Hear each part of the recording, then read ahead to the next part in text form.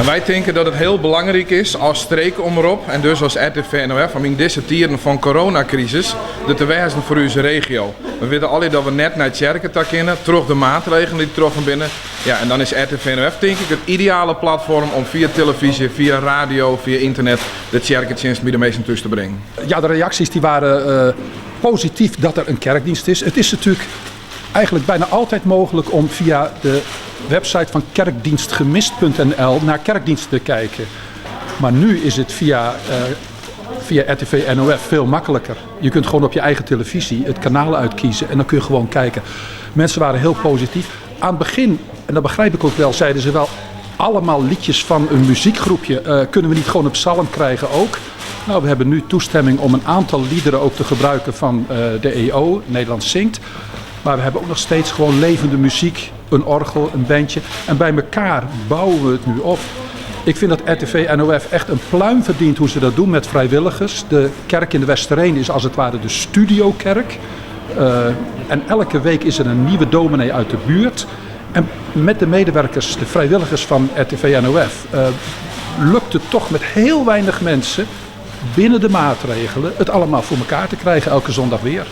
Hildjan in het ponkje zit er net in tijdens een online dienst, maar daar is een oplossing voor. Eigenlijk begon de credits naar de harkers en de luisteraars, of de harkers thuis en ook de surgers thuis. Want die hebben ons mail van we gaan naar het kerken, we gaan de dienst doen, maar nu willen wij u zitten niet aan. Normaal dan komt er een ponkje voorbij in het kerkendienst, dat kan nog net.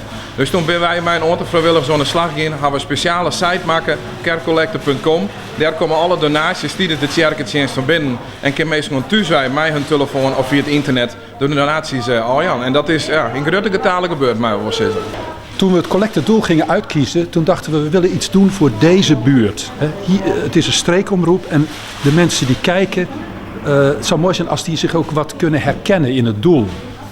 En de voedselbanken die waren in het nieuws, want die moeten helemaal omschakelen naar een andere manier van werken. En wat er binnenkomt is minder, wat er uitgaat moet worden gebracht. We dachten laten we dat doen. Maar de methode is zo nieuw, of via een app of via internet, dat we eigenlijk dachten dat gaat niet werken. Het heeft gelukkig wel gewerkt, dus we zijn er heel blij mee. Ja. Van de Moon wil het eindbedrag van de online collectors voor de voedselbanken in onze regio bekendmaken. Daar is het. En dan moet je zelf pakken en zien welk bedrag er op de is Friesland van de voedselbank te doen is. Ik vind het heel spannend. Ik ga nu kijken.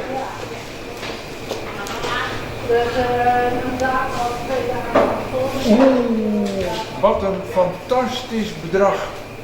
Geweldig. €4.761 totaal.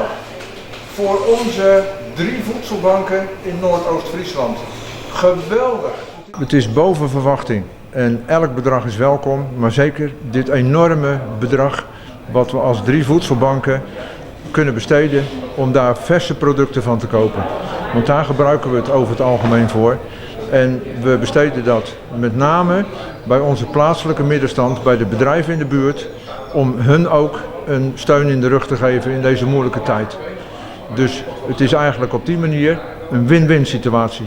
Maar we zijn ontzettend blij met dit prachtige bedrag. En ik heb er al voor bedankt, maar ik wil het nog wel een keer namens de 3 voedselbanken zeggen. Ontzettend bedankt voor deze prachtige gift waar we zo ontzettend mooi en goed werk mee kunnen doen. Om met name de minder bedeelden in onze samenleving, die het op het ogenblik vanwege de coronacrisis nog moeilijker hebben, om die een mooi, evenwichtig voedselpakket te kunnen geven met vooral verse producten erin.